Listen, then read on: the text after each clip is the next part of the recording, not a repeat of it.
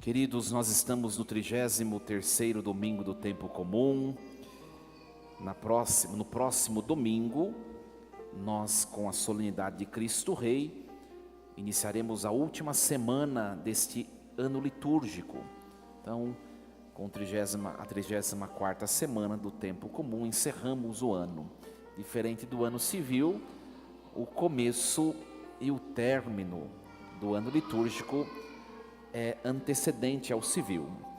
Então, quando nós estamos terminando o ano litúrgico, a igreja coloca textos chamados escatológicos.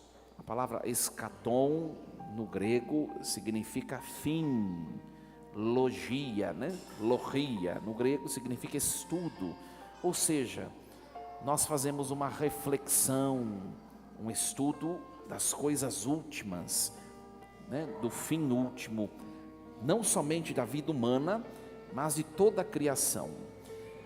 É premissa nessa liturgia de hoje que haverá um fim intermediário com a morte, e um fim de todas as coisas, inclusive do cosmos, quando Jesus voltar na eternidade. Então isso é doutrina da igreja, Com a morte, minha gente, no ato da morte, acontece o chamado juízo particular. Então quando a pessoa morre, imediatamente aparece diante dela Jesus, juiz. E a pessoa neste momento, ela vai definir a sua eternidade, se diante da presença de Deus eternamente, ou se distante de Deus eternamente. A presença eterna diante de Deus se chama céu, e o afastamento eterno, o sofrimento eterno, se chama inferno. Então, tudo que nós fazemos, as nossas escolhas, tudo que empreendemos em nossa vida, deve ter como ponto último este momento, porque o que vai mais importar no momento da morte é o quanto nós possuímos de Deus. Tudo o resto não vai fazer diferença no dia do juízo. O dinheiro, os bens, os afetos, as conquistas desse mundo não vai mais contar, E na hora da morte não tem mais jeito, é um momento decisivo. Então, enquanto nós caminhamos aqui, é o momento ainda de nós lutarmos para que no dia do juízo mereçamos o céu, para toda a eternidade. O que acontece? Nós conhecemos um monte de gente que morreu, Os seus corpos foram sepultados e a alma está, naquilo que foi entregue como prêmio. Acontece que no dia do juízo final, os mortos ressuscitarão, se unirão a seus corpos, e aí tomarão um destino que já decidiram no juízo primeiro, E é sobre esse juízo último, quando Jesus voltar, que fala o evangelho de hoje. Só que Marcos, o evangelista, na época que ele está escrevendo o seu evangelho, é uma época de grande confusão na vida cristã. Por quê? Porque o imperador romano, Nero, mandou matar todos os cristãos, e destruir tudo aquilo que confundia-se com esse vestígio, essa seita que estava surgindo, O que faz o império? Eles invadem Jerusalém e destroem o templo de Jerusalém. Então Marcos, quando ele está narrando tudo que nós ouvimos no evangelho de hoje, ele está falando da destruição de duas coisas diferentes, no mesmo relato. Olha só como é um artista, o escritor. Ele está falando da destruição do templo, que está acontecendo nos seus dias. O templo de Jerusalém era um templo suntuosíssimo, gigantesco, E era o símbolo da fé judaica. Esse templo foi destruído nos anos 70 da nossa era, pelo Império Romano, né? Então esse é o episódio primeiro ao qual Marcos se refere. Também se refere a um episódio que não se cumpriu ainda, que não é a destruição do templo, mas a destruição daquilo que existe do cosmos. Ou seja, da mesma maneira, no fundo o escritor está dizendo, da mesma maneira como o templo de Jerusalém foi colocado abaixo, também acontecerá no último dia, em que tudo que foi criado por Deus se consumirá. E é essa comparação que Marcos faz, né? Então começa assim o evangelho de hoje. Jesus disse a seus discípulos, né? Qual o contexto histórico aqui? Lembra, semana passada Jesus entrou em Jerusalém, lembra? E ele estava na porta do templo, lembra semana passada? Observando o jeito que as pessoas entregavam as ofertas, não é? E Jesus nesse episódio, ele olha para o templo e ele diz assim, não ficará pedra sobre pedra. Jesus já sabia que 70 anos depois iria ser destruído.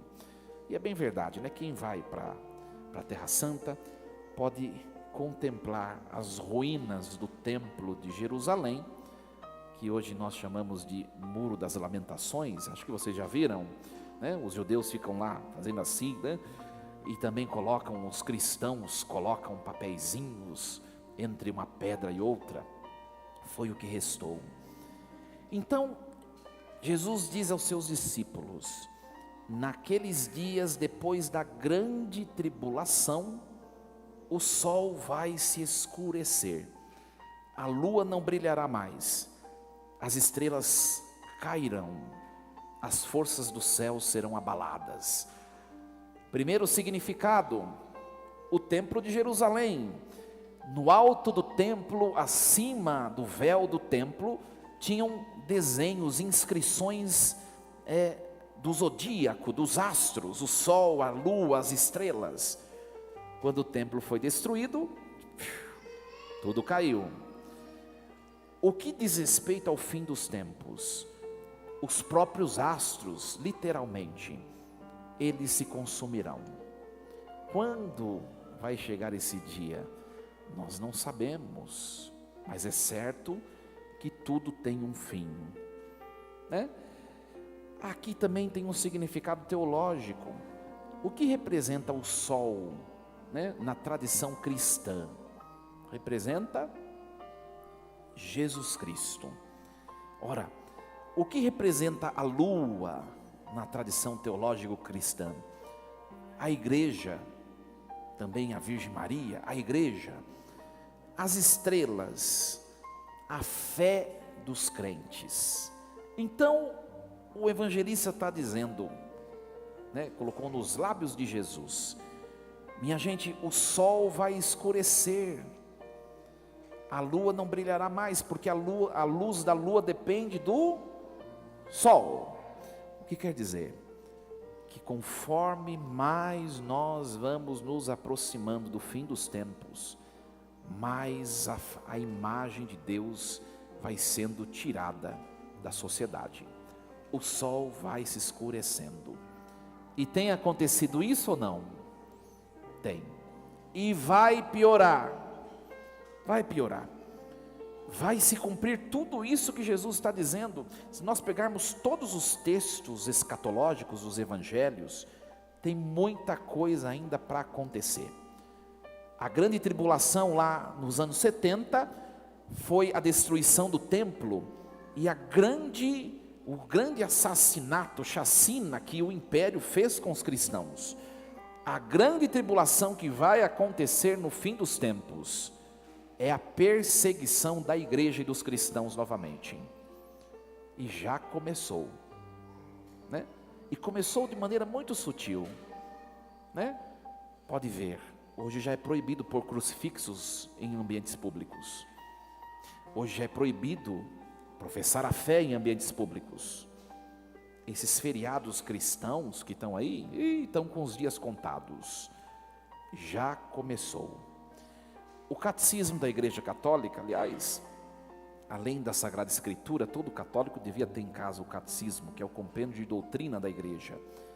Ele nos diz, como revelação entregue por Jesus, o que vai acontecer nos momentos derradeiros da criação. Está no parágrafo 675. Antes do advento de Cristo, da volta, a igreja passará por uma provação final, que abalará a fé de muitos crentes. A perseguição que acompanha a sua peregrinação sobre a terra desvendará o mistério da iniquidade, sob a forma de uma impostura religiosa que há de trazer aos homens aparente solução a seus problemas, à custa do abandono da verdade. Essa impostura religiosa suprema é a do anticristo, isto é, de um pseudo-messianismo em que o homem glorifica a si mesmo em lugar de Deus.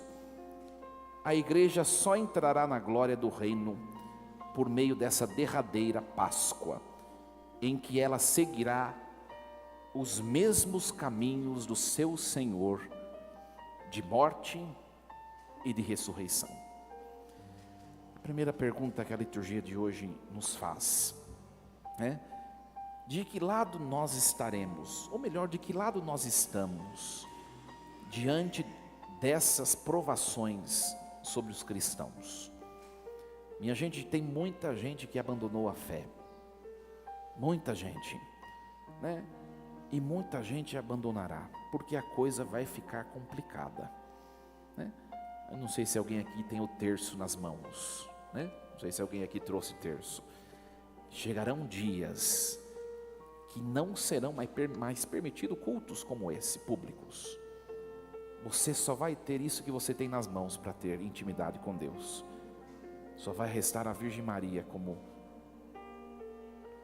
a intercessora, um instrumento de comunhão com o Senhor.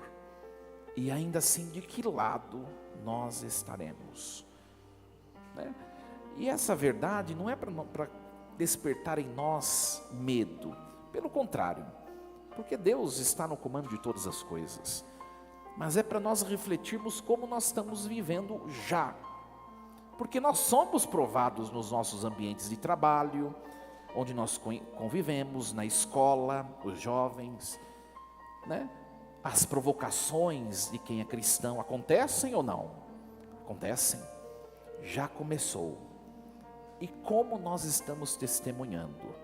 Ou nós covardemente nos escondemos?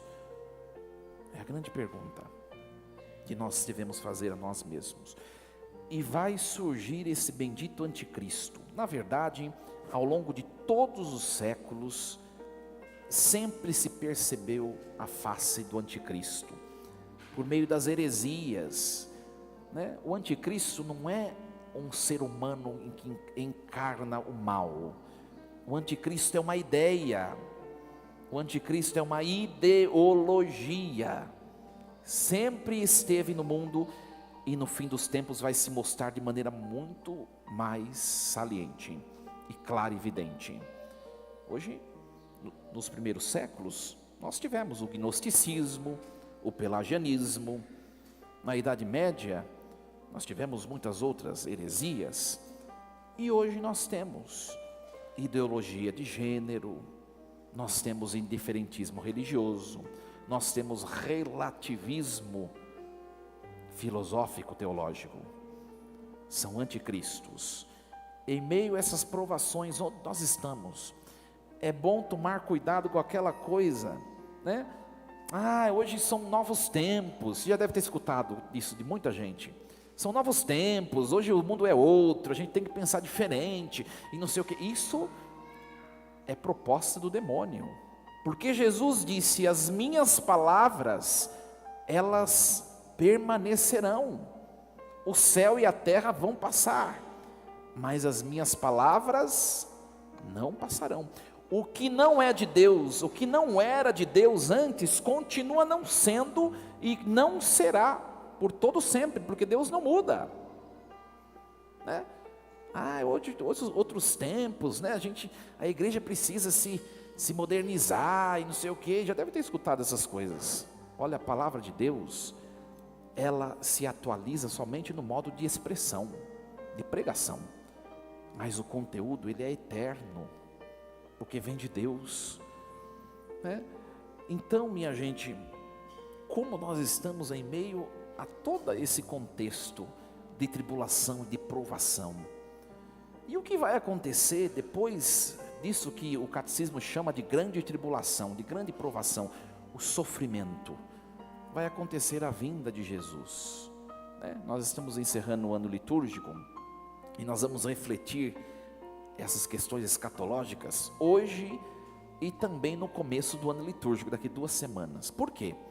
Para que nós não tiremos os olhos disso que vai nos acontecer. Hoje, por que as pessoas não têm mais temor a Deus? Sabe por quê? Porque as pessoas perderam o sentido do que vem depois da morte. Parece que a nossa vida consiste somente no que nós experienciamos aqui. E tem muita gente que está se esquecendo que depois dessa vida tem um juízo a ser prestado. E muita gente vai ser pega de surpresa. Nós somos cristãos, nós temos a graça de sabermos pela revelação o que vai acontecer. Por isso precisa se preparar, né? Primeira coisa, rezar pela gente mesmo, né? A quem mais foi dado, mais será cobrado, exigido. Começa pelo padre, né? Dá até medo do juízo. E depois vocês também. Primeiro rezar por nós. Quantas coisas nos tiram de Deus. E às vezes, minha gente, a gente perde a graça com coisas tão pequenas. As nossas discussões, brigas e rixas e competições e falta de perdão. É ou não é? São ou não são coisas pequenas? Vale a sua salvação eternamente isso? Não vale. Então deixe de lado. O que vale mais, a eternidade no céu ou esse sentimento que você traz no seu coração de falta de perdão? Eu acho que a sua salvação eterna vale mais. Então deixe o que não é de Deus. Os nossos pecados, os nossos apegos, às vezes perdemos a graça de maneira banal. E se Jesus aparece diante de nós hoje na morte? Aí ferrou, né? Quem sabe o dia que vai morrer? Ergue a mão. Se levantar a mão é mentiroso. Não sabe. Tem que estar preparado, né? Quem sabe o dia que Jesus vai voltar e não somente a morte nos acometerá, mas a destruição de tudo, também não sabemos. Seja pela morte ou seja pela consumação última, vai acontecer esse encontro. Nos preparemos. Depois desse encontro, quando Jesus voltar, aí vem a primeira leitura de hoje, é um texto muito bonito. A profecia de Daniel foi escrita mais ou menos no na transição do século III para o II, na época também de uma era chamada helenista, uma confusão também, né? Também uma perseguição dos judeus. O rei ou o imperador Antíoco Epífanes IV mandou matar judeus. Olha, parece que é semelhante com o que vai acontecer nos anos 70 depois de Cristo, e que também é o que vai acontecer lá no fim dos tempos. Aqui século II, III antes de Cristo. E aí o profeta Daniel diz ao povo: permaneçam firmes no Deus único, porque Ele virá, e Ele enviará os seus anjos. Naquele tempo se levantará Miguel, o grande príncipe, defensor dos filhos do teu povo. Será um tempo de muita angústia, como nunca houve até então, desde que começaram a existir as nações. Mas nesse tempo o teu povo será salvo. Quem será salvo?